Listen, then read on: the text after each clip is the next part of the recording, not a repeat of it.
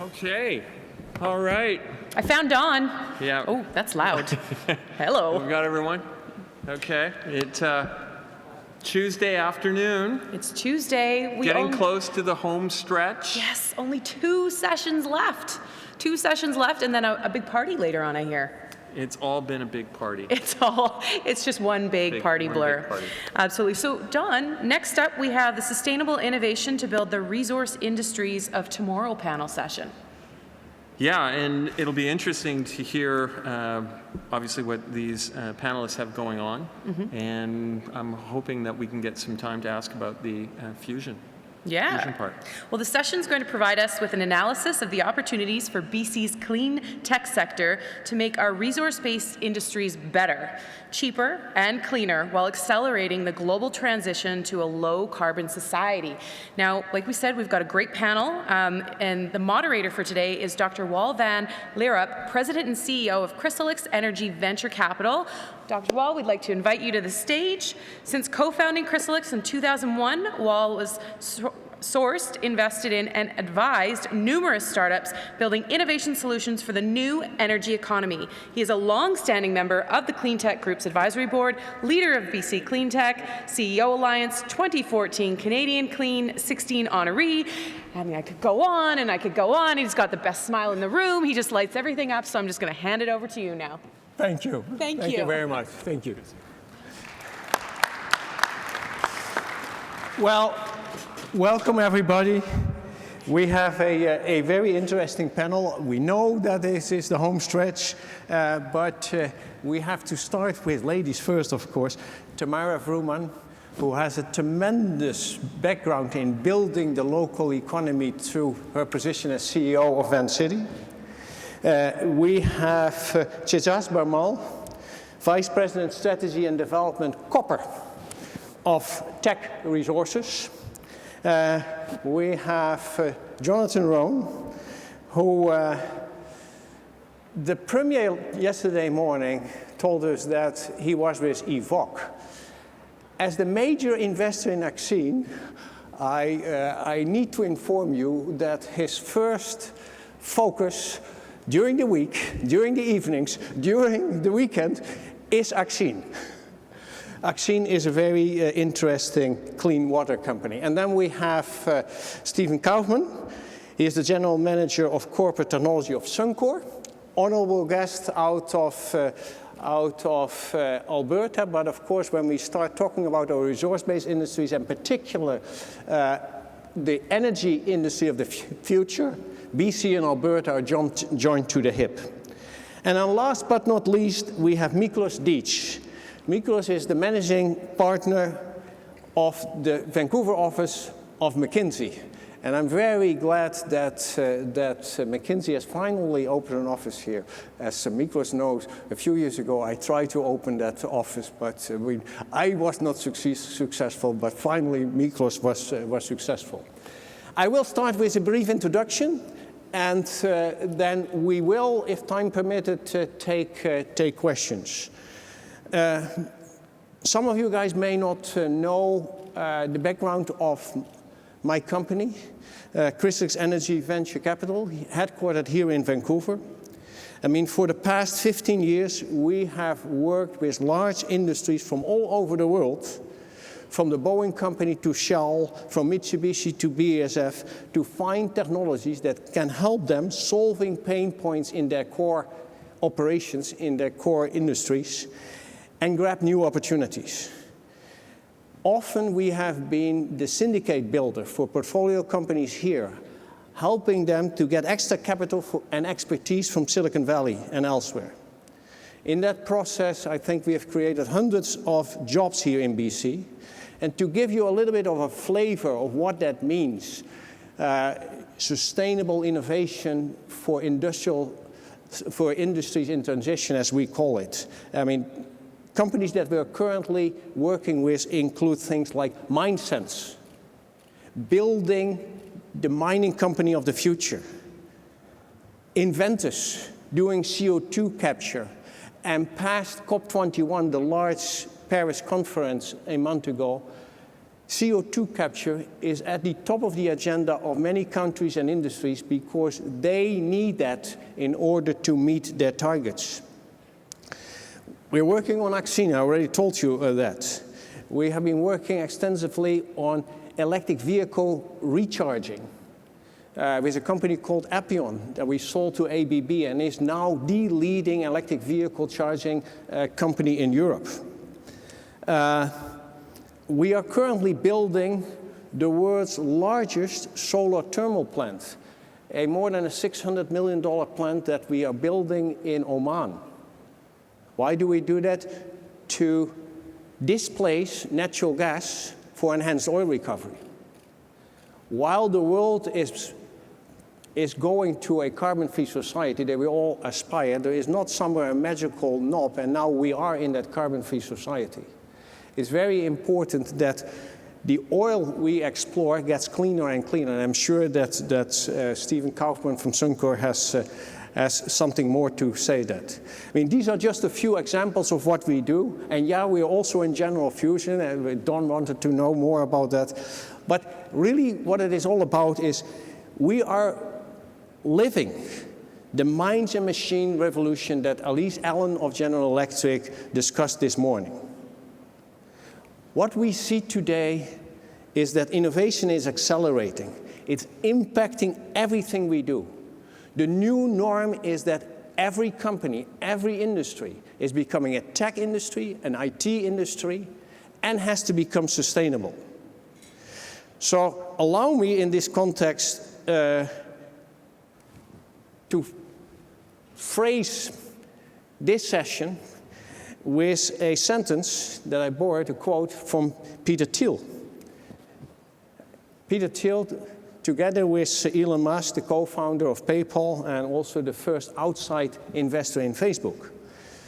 And Peter Thiel said recently, we haven't had significant industrial technology progress since around 1970.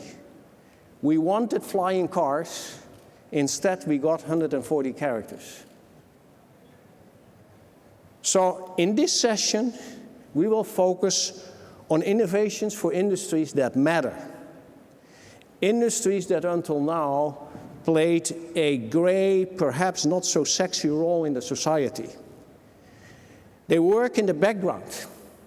They keep the lights on.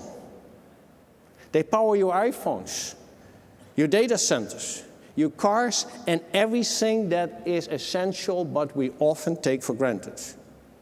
And now these industries may play a crucial role in cleaning up the world, in ensuring that we get to the carbon-free society that we all aspire to. And believe it or not, as I indicated before, many of the technical developments in this regard are happening right here in BC. Now, while walking the summit floor yesterday, I want to give you another observation that is very relevant for this session. And that is, I was approached by more than a handful Gen Yers, the people between 25 and 30, who asked me, I want to do something with my life that is exciting and has impact. I want to do good to the world and have impact. What should I do? And to them I say, your time has come. We are at the beginning of a fourth industrial revolution characterized by a fusion of many technologies. We see blurring of the lines between the physical, the digital, and the biological spheres. It's very much like what the authors of this book, The Resource Revolution, two of my former and your current colleagues described. And the subtitle of that book says it all. The subtitle of that book is How to Capture the Biggest Business Opportunity in a Century. And it's all about bringing sustainable innovation to large industries that matter. It's all about how can we, with our technologies and our talent, build the industries of the future? How can we ensure that all these industries become a tech industry, an IT industry, and sustainable?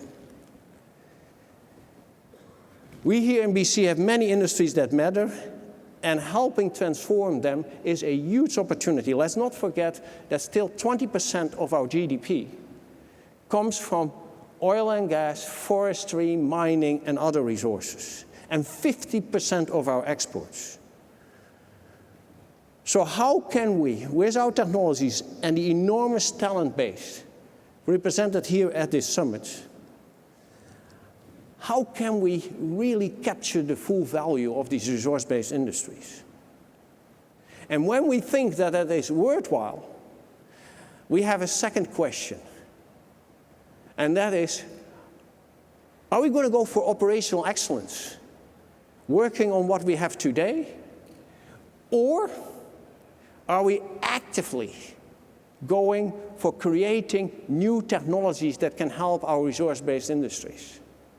It's very important. Are we going to be, in other words, are we going to be a buyer or are we going to be a seller of clean tech for the resource-based industries? The outlook for all these industries are enormous post-COP21. And I should say that some of you may say, yeah, but you know, oil and gas prices are so low. This must be very, very difficult. First signs are actually very, very surprising. Bloomberg New Energy Finance came out earlier today with the statistics of capital investments in renewables last year, 2015. And while oil and gas prices nosedived, new investments in solar, wind, and other renewables have reached an all-time high. $330 billion last year. So this is very interesting. We in BC should also work on another question, and that is many jurisdictions, many countries, while starting to implement COP21, are starting to focus on the size of the prize. The hunt for the talent, the industries of the future is really on. I urge you to read Chinese Manufacturing 2025 program that came out a few months ago. It's astonishing. It's really about a deliberate strategy to strengthen China's position in clean tech and take crucial positions in the industries of the future. Now, question to the panel, and I would like to start with Miklos of McKinsey. I mean, it's about time that we go there. I mean, what elements does McKinsey see in the BC economy that in this discussion has us differ from the rest of the world? How can we exploit these positions? And do you think that we stand a chance to build an export industry? Do we stand a chance to become suppliers of clean tech all over the world? Let me start with the second one. I think we do, right? And I think one of the reasons why we have this panel and we have this conference is we do, as in such a extremely rapid technological transformation, at least half of the winning is believing that you can win, and there is no. This is such a shift in the economics of the energy business, which is huge, and you're really right. This is actually the fourth industrial revolution. Energy business is more than $1 trillion of profit pool. It's actually a much bigger price than all the San Francisco connected internet and advertisement-related transformations. It's a bigger thing than internet in itself. And this is not a business where it has a clear leader. This is not a business. It's actually a business where Vancouver is ahead of the curve for many reasons, good reasons, environmental consciousness. The world currently sees Vancouver as one of the markets where having an early pioneer lead. It does not guarantee anything, but it gives us a starting point. To answer also your first question, yes, we do have an economic structure which is different than most. We have, of course, a relatively high share of resource, as you just mentioned. We have a more micro SME type of market structure than many other big metropolis or many other big innovation hubs. This is a city. On the negative side, there are not too many large companies here. We have this ratio we just calculated. On average, big Canadian cities or West Coast US cities of similar size than us, on average, they have around 300% of their GDP in locally headquartered quoted companies, public companies. That ratio is 100 for us. So Vancouver is around 1/3 of what it should be, even if we would just aim for the average, right? I don't think, by the way, this city. In truth, this city should not aim for the average. And here comes the positive side. What we see is that the world is increasingly becoming a talent business. The real resource is not actually oil or energy. The real bottleneck for any company who is looking anything in the new economy is talent. And talent, the more we globalize, the more it turns out actually talent wants to live in a very few places, amazing places. And these places have a huge competitive advantage, and there is no question that Vancouver is one of that. So I think while we may not have enough of the large companies, we have crucial resource. We have both the cultural advantage and we have the talent here. So I'm actually very optimistic that with the right structure, we could be a winner in this. And if we are a winner, we could be exporters. The world is speeding up. Ideas which are coming up get to market much faster. If we kind of get on the right speed with this one, we could be not just an idea hub, but an export engine for Canada in this topic. Thank you. And before I forget, Miklos at 4:15 will run off this panel because, I mean, he has to catch a flight to Melbourne. So excuse him if you see him running off the panel. To make up for that, we will take questions from the audience. So if there's time permitted, please send your questions in. Let me turn to César. What impact do you think that these developments that we described and have been discussing will have on the BC resource sector? And what opportunities do you see? Because it's, of course, not just about risk, but also it's about opportunities. Thanks, Wal. I'd like to start off by saying that I firmly believe the tremendous interdependency between BC's resource industry and the tech industry and the tech sector. I mean, look around us. Most of the products that we rely on for day-to-day purposes, the resource industry is a key supplier for that, from to the modern world, from smartphones to computers, and to the telecommunications infrastructure, for example. And when it comes to the clean technology, which is absolutely, and I'll talk a little bit about that, the clean technology requirements does require a lot of the resources that we create here in BC, that we produce here in BC, from copper and steel-making coal. A typical wind turbine takes about 180 tons of steel, for which in turn requires over 100 tons of steel-making coal. When you talk about hybrids and electric vehicles, it takes 3 times as much copper to produce one of those than a standard automobile. So there's not a disconnection between the two industries. Having said that, and the tech industry here in BC, and we have partnered with many of them and working very closely with many of them, they help us provide the solutions that we do need to meet our commitments in terms of our emission reductions, and also to have an impact on our cost structure, because that is also fundamental. As the requirements for emission reductions go up, so do some costs. Those do have to be offset for us in order for us to be more productive. So I think overall it's a symbiotic relationship that we can exploit moving forward. We have a customer base for the tech industry, which is the resource industry, where we can work together. Now, Stephen, the honorable guest from Alberta. I mean, very often, of course, people from BC look a bit suspicious over the Rockies. So we're very happy to have you here. What do you see here in the impact of all we described here on your operations? Sure. Oil and gas. Well, I think there are some real challenges with the petroleum sector right now that everybody's aware of. We've got what we characterize as a new normal for pricing. Natural gas something under $5 and oil something in the range of $50. Both of those products are a lot lower priced than that today, but that's kind of where we see things looking out into the future. And that presents huge challenges for us because we've been in an industry that's been growing rapidly on the oil side. Suncor doesn't have a lot of BC gas activity, but on the oil side, it's been growing rapidly based on, $70, $80, $100 oil economics. So we really need to reset our calibration on new facilities. We can operate existing facilities in today's current price environment. It's challenging, but we can still make some money. But to continue to grow our business, we need technology innovations to help us manage the cost of what we do. And so we're looking at some new creative ways to extract the resource that'll be less expensive.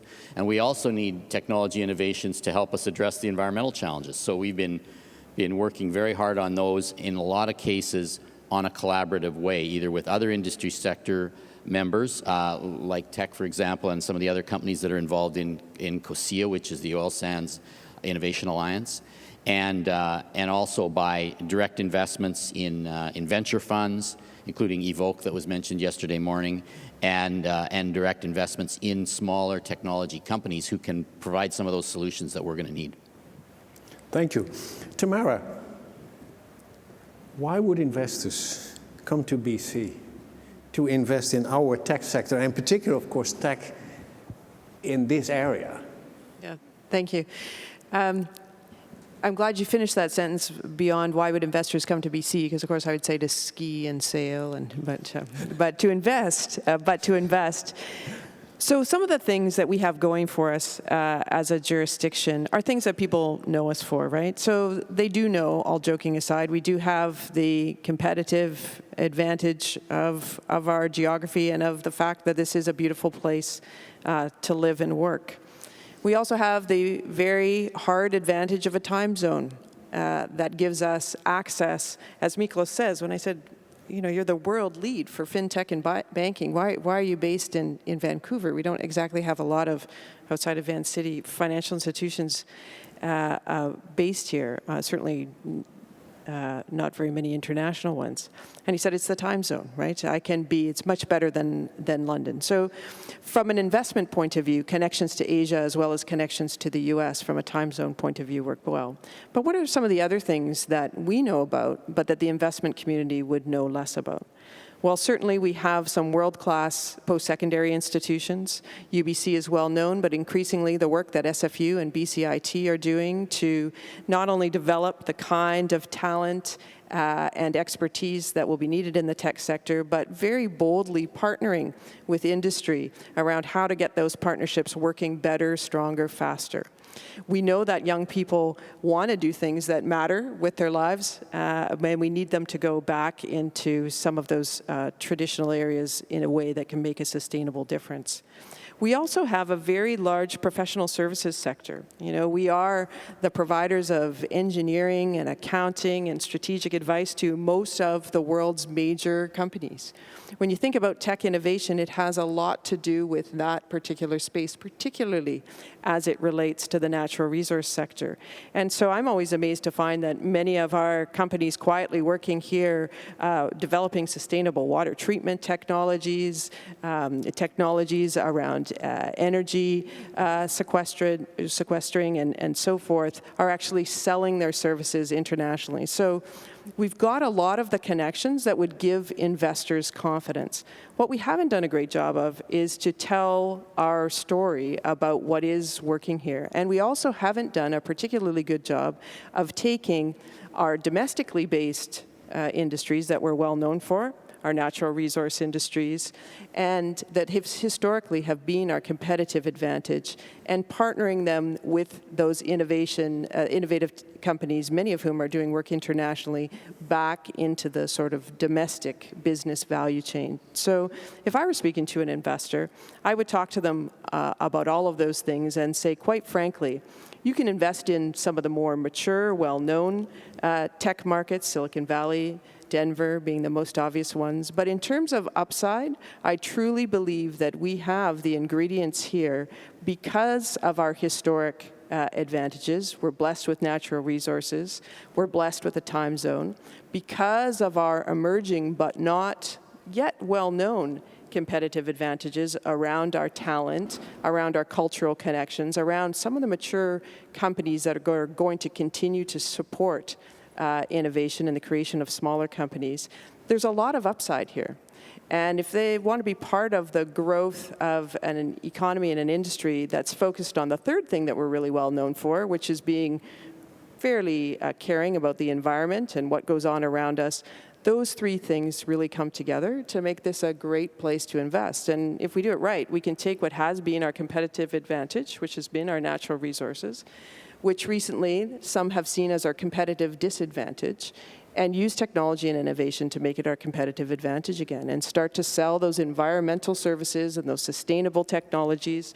They're going to help Steve to really transform the industries that he's in, forestry, others, building, construction, to be ones that are sustainable again. Thank you. Very interesting. John, you're in the midst of it.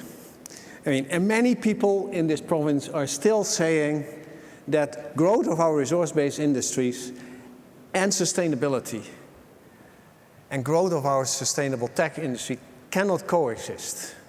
You are working on this. Tell us a little bit what you see and what your experience is from the viewpoint of vaccine. Well, I guess my knee-jerk reaction is that it's surprising that we're still having that debate in 2015. I mean, you know, 2016. 2016. It feels like a really outdated debate. And in a lot of places, in a lot of markets, this discussion about whether you have to pick between being sustainable and environment versus economy is just not happening. You know, and I think, you know, the other couple of points I'd make is that we often talk too much about ourselves being a clean tech industry or being a tech industry, when in fact we're really not. We're actually part of the value chain of a whole bunch of other industries. So if you take clean tech, our job in clean tech is to innovate, to create new standards that are faster, better, stronger, cheaper, higher performing, and deliver them into industries and markets that are existing, like the transportation industry, like the mining industry, like the oil and gas industry, like the chemical manufacturing industry. So we are part of their supply chain. And in fact, as has been pointed out, they're part of our supply chain. You can't build my equipment without materials and metal and electronics, and then we deliver our products. So it's a very integrated. It's not a siloed type of system that we often think about. So I think that what's changed, Wal, and you've seen this, I think, in the investments you've made, is that over the last 10 years, the clean tech industry, if we want to think about it that way, all these companies that are innovating to create these new standards have really started to mature. And investors are no longer willing to invest money into technologies that are just going to be a premium cost to what the existing standard is. You have to have a really powerful value proposition. So, for example, if in our case we're delivering a water treatment solution into the chemical manufacturing industry, in the pharmaceutical industry, in the semiconductor industry, we've got to be not just better performing, but we got to be cheaper. We got to be lower cost. We've got to have a very powerful economic value proposition, or I can't get Wal's company to invest in my company, and I can't get customers to buy my product. So I think our industry has matured. I don't think that we need to think about it as an either or. I think our industry, our tech industry, can help our resource industry become lower cost, faster, better, stronger. Mikos, totally different point. This conference started with some fun around unicorns. And of course, having big companies is very important because they become an anchor in the society. But we have some traditional unicorns sitting here on stage. We can talk a little bit about new unicorns, but what does it take to ensure that these unicorns that we already have don't disappear. HP yesterday indicated that of the Fortune 500 companies that were around in the 1990s, half of them have gone.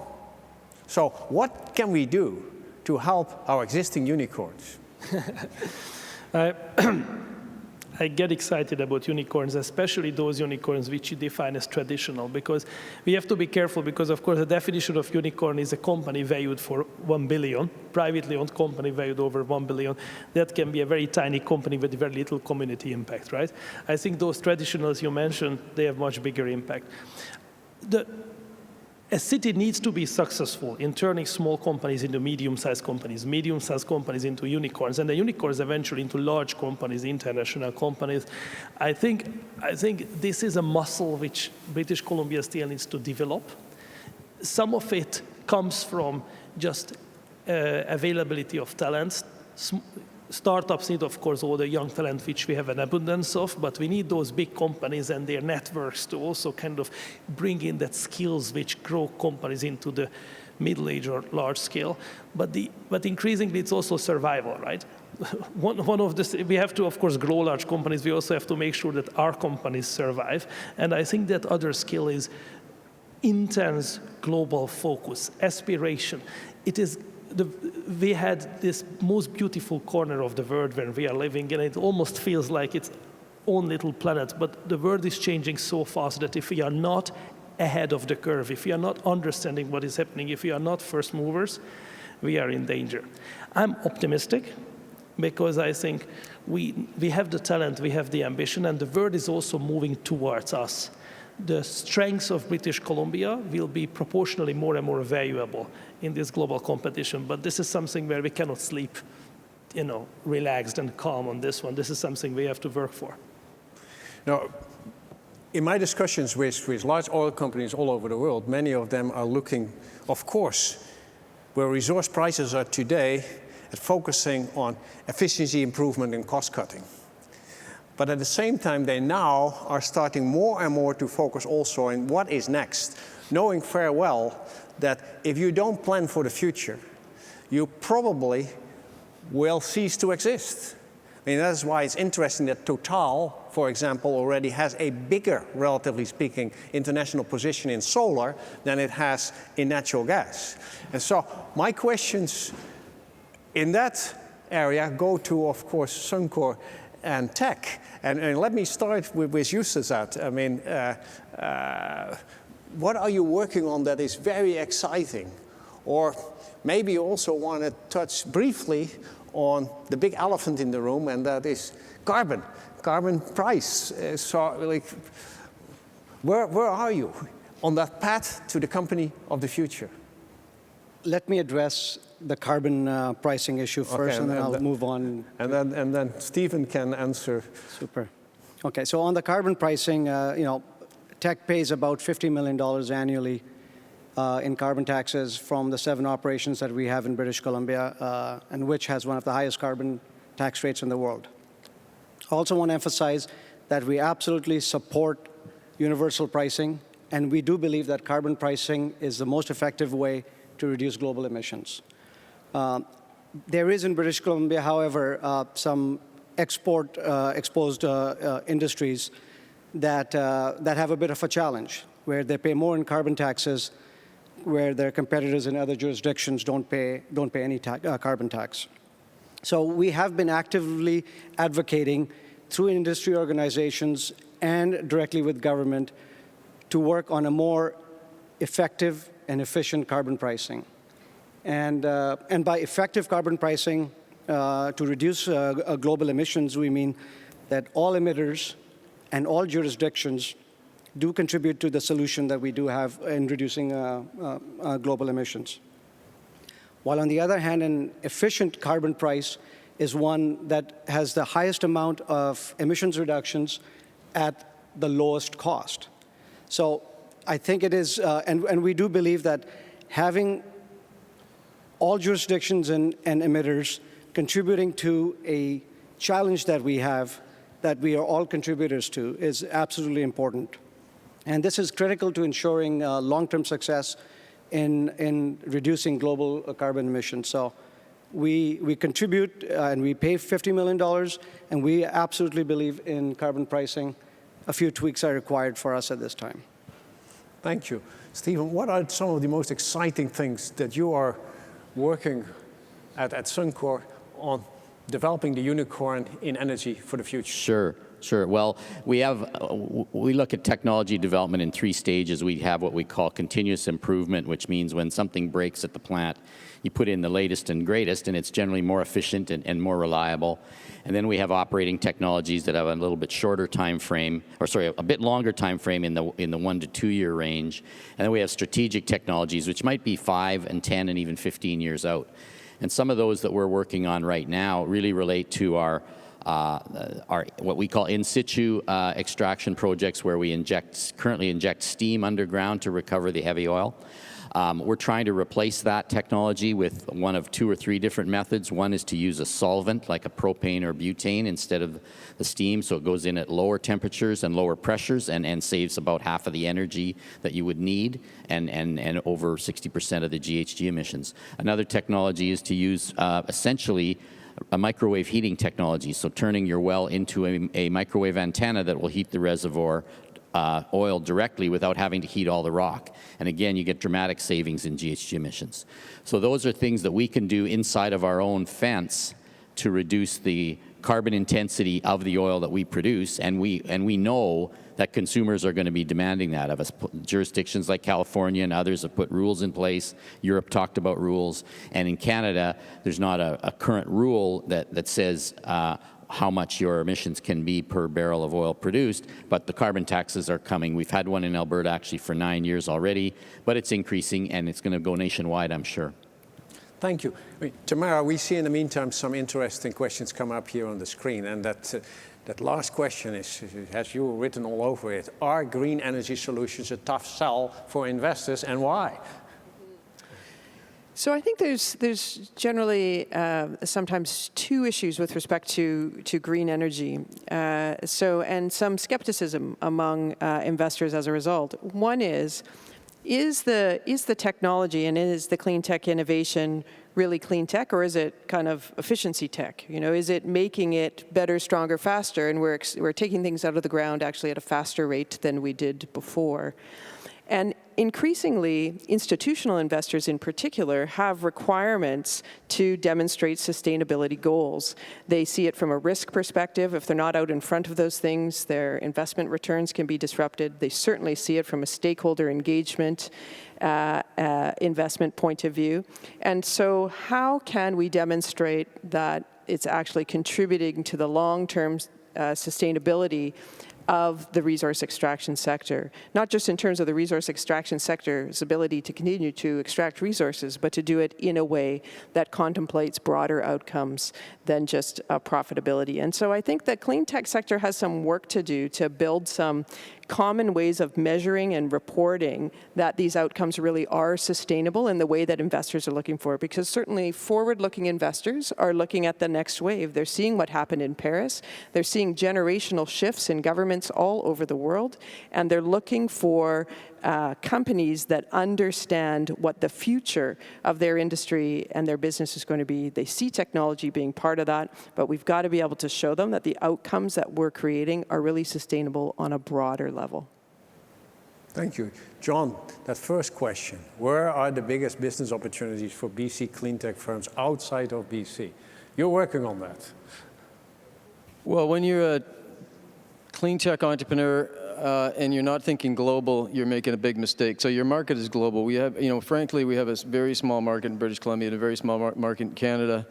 And I hate to say it, but our traditional industries in British Columbia are not the fastest adopters in the world. And what we care about as entrepreneurs is we care about picking markets and applications where we can get high gross margins, speed of adoption, and replication. That's what we care about. We're in a big hurry to get our technology to market. So where are the biggest opportunities? I would say the clean tech industry here in British Columbia is quite fragmented. So we've got solutions in a whole range of different areas of clean tech. We've got companies like General Fusion and other companies that are producing electricity and producing power. So there's tremendous opportunities in places like China and India and Europe where there's just a tremendous demand for green power solutions. We've got a cluster of water technologies. We've got companies like Saltworks and Austera, my company Axine, that are selling into the international water treatment and water purification market. And those markets initially in the US and California, the Gulf Coast, and then increasingly in places like China and India where there's tremendous demand on water treatment. We also have green buildings and green building solutions. We've got companies like Nerio and companies like Pulse Energy that was just recently acquired. And these companies are selling into the green building market. And these are markets in Europe predominantly and the US. So I think the message I'm trying to say is we've got tremendous opportunities across kind of the whole spectrum of our clean tech industry, and it's not an aspirational market; it's $1 trillion market worldwide. And I feel like I've been trying to convince politicians in British Columbia that this is really a big opportunity, and it really actually is a big opportunity, and we've got a tremendous base to build on. Yes, some of us, of course, say that with all these opportunities, and thank you for describing that, John, that every dollar that goes into technology for our resource-based industries in British Columbia has a high probability of delivering a double payout. A payout in building a new tech industry and a payout in helping to maximize the value of our resource-based industries. If we can really bridge these two, I think that we are building a very strong future. Is there anything else that you would want to say as a last comment? I have a last comment. You know, we've got a new federal government in Canada, and they have set an innovation agenda, and clean tech is part of that innovation agenda.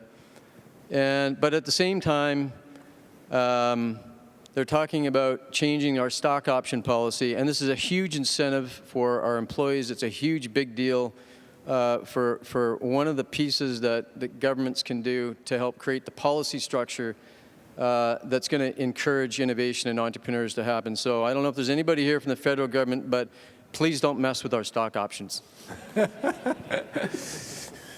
Tamara, can I give you as the lady the last word? Really? Yeah, thank you. I think that this is, you know, these 2 days, we're at the last plenary session, and these last 2 days are really the beginning. So I guess I'd like to end by talking a little bit about the future. You know, it's wonderful to see that we've been able to get 2,800 people interested in what's happening in the technology sector in British Columbia. We have a particular passion around technology as it is applied to sustainability and diversifying our economy. We have the talent. Increasingly, tech companies and entrepreneurs are women and young women in our community as well. We have a diversity. So we have a lot of things going for us. But this isn't really the end of the conversation. It really is just the beginning. So if there's one thing I can invite people to think about is how do we sustain the momentum of 2 days? This is a good start, but it really is just the start. There is so much more we can do to connect, to build the capacity that we need, and these are opportunities not only for our economy and our region, but as so many colleagues have said, they're really globally transformational. Well, thank you. With that, we are out of time. Join me, please, in thanking this terrific panel.